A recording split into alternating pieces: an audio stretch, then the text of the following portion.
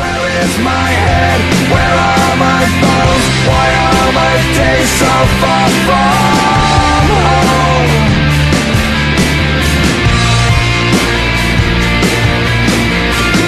Where is my head? Where are my bones?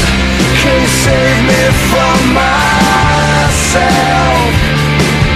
Can you save me? Matt, the claim's been done with. I was going to show some phone stuff where I beat up the insurance company, but it's going to be a lot easier to just go through this and tell you what happened so we don't have to make it 4 parts. Did we win? What do you think, Matt? Yeah, I think we won. I think we blew them out of the water pretty much. Yeah, I think you're right. We took a claim that was basically worth nothing, $8,000. Mm-hmm. Wouldn't even stop the leak because they weren't paying for what was leaking in the first place. And we kept working it. I had made several phone calls back and forth. Matt had stayed in contact with his customer and kept him right on board with us, and that's what made the whole thing work, having the customer in our pocket. The insurance company, they were not easy on this one. We ended up with an adjustment. The first adjustment was with a normal adjuster. Second adjustment, they sent me Mr. McMullins, which... It's like a construction consultant. Yes, we found out that his biggest claim to fame was working maintenance for Kmart. So don't you know we had a field day with that. We met with Mr. Mullins the first time, and the claim went from $8,000 to what? 16,000 and some change. 16 and some change. It doubled. So that first guy was wrong. So we didn't like what Mr. Mullins sent us. So we met with Mr. Mullins again, and that claim went to 25,000. 25,000. And it got a little bit bigger. Then they had a torrential downpour, and we got more damage in the building. As an emergency thing, I had to call the insurance company and let them know what they were in for. We were going to have to shut the restaurant down. Lost the business. It was all going to be on the claim. That scared them. They sent Mr. Mullins to me a third time. Now, the third time a guy stands before me and doesn't want to pay a claim right, it's not a good day for him. I remember being on the ladder. Mr. Mullins was a little shorter than me because I'm on a step ladder trying to catch water coming out of a ceiling. And it just so happened the business owner was there, and I cut loose on him. And I had had enough. I said, listen, what's your function here? Because up to this point, you've done nothing but try to brush this claim under the rug. And I gave it to him. I explained all the pertinent information. Number one, you guys managed to cancel his policy while this claim was going on. Not good. I also mentioned, number two, the claim was set at $8,000 over 2 months ago, and had any check ever been issued? Nope. Never. That's bad faith. A letter was issued saying sign before we send you money. Oh, sign before we send you money. That's racketeering. And while I'm hitting him with point after point after point, it scared him so bad, he ran out, got in his car, and called the insurance company. And I thought that day was over at that point, but the insurance company called me, and they wanted to wheel and deal. And they wanted that claim to go from $25,000 to $50,000. That was unacceptable to me. So I said, no, it's not going to go there. I'm going to see what the rock bottom I can do this for is, and I'll get back to you. So I got back to him. We hashed it out. We talked. The claim turned into $62,000. I told him, hey, I can't give the yay or nay on this. It's not my building. But I can go back to the owners, talk to them. If 62 is okay for them, we're fine. Mm-hmm. That's exactly what we did. We went back, talked to the owners. In that talking, I explained to them, hey, chances are we're not going to do every little thing here. Your shingle roof that originally got paid really doesn't need done, but we can't handle your flat roof, and we can also handle your interior. And at that point, we had a tile issue. The tile on the floor was coming up, so we'll handle your floor. They were ecstatic. Well, actually, they wanted me to go get more money. They wanted 'cause- more at first. Yeah. Yeah, they thought it was neat seeing me get more money over and over and over.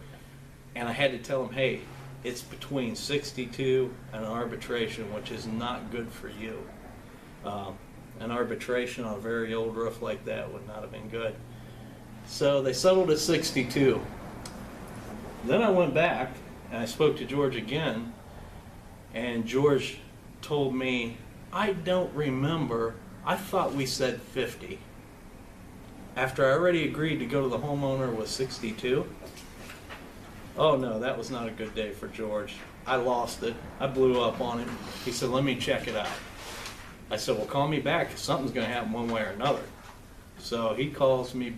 He doesn't call me back. I had to call him, right? A couple times. A couple times. When I finally did get him, he couldn't find in his notes where he told me it was $62,000. I had to remind him, George, this will be my last call to you. When I call in here, which I've done a lot throughout this claim, something always happens. And you know what it is? Somebody comes on the phone and says, this conversation will be recorded. So guess what, George? You've recorded me about 5 or 6 times. Why don't you go back and look at the recording? Because by end of today, I'm bringing in a mold team. I'm also going to bring in people to see why this claim didn't get handled properly. And boom, guess what I got faxed? A loss statement for $62,000 instantly. I hung up the phone and I swear to God it wasn't 10 minutes, man. And then I called Matt. I said, guess what? 62 grand. So right now, all that was well and good. We did win. That happened to make you do some extra work because of the tile situation. So you're handling Working that. nights. Yeah. He's on the night shift now. Night shift. And you're getting that handled. They're ecstatic. The insurance company's probably not that ecstatic because of a period of 2 months we just beat them down. And the point isn't that we beat them down. The point is that it's possible. It's always possible to win if you do your homework, if you think your cards are on the table right, you're going to win. And Matt, I know you were wore out with this whole thing. How long did this claim go? From July till 2 weeks ago, a week ago. Yeah, about a week, 2 weeks ago. But it came all the way from July, so we have 3 months there. And the only benefit of a claim going that long to be settled is there's usually more damage occurring, but the best part of it is, Taking notes. Taking notes. Matt learned that if you're going to sit around and go through it, you think about everything that's been said. We also discovered all the mistakes the insurance company made while meeting with us. That made this claim go. And you can do it yourself, but you need to think. When I'm driving, I'm thinking. Before I go to bed at night, I'm thinking. You called me in the morning, I had a dream and I was thinking of something. Here's what we're gonna do. Some of your best thinking time is when nothing's going on around you, when you're just laying in bed, taking it easy, and all of a sudden, boom, it'll come to you because you're thinking of what some idiot said to you that day. This isn't the only thing we did during the process of this claim. We went back on another one, Catfish and Cupcakes. Catfish and Cupcakes. That's another commercial claim.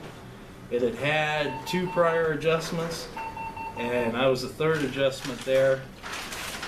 We had an adjuster that said no damage again to the TPO roof, and once we explained to him he didn't know what he was looking at, we showed him the damage, explained why it's damaged. Boom, cleared that one off the table too. Yeah, it did go out a little longer than I wanted to, but look at the bright side. I got the opportunity to grow this great James Hetfield beard while we were doing the claim. You look like a goat.